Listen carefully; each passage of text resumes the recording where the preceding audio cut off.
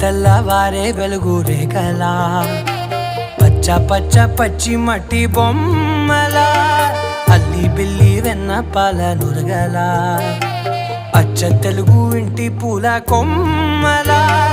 దేవదేవుడే పంపగా ఇలా దేవతే మా ఇంట అడుగే పెట్టెనంట బ్రహ్మ కళ్ళలో కాంతులే మా అమ్మలా మా కోసం మళ్ళీ లాలి పాడేనంట.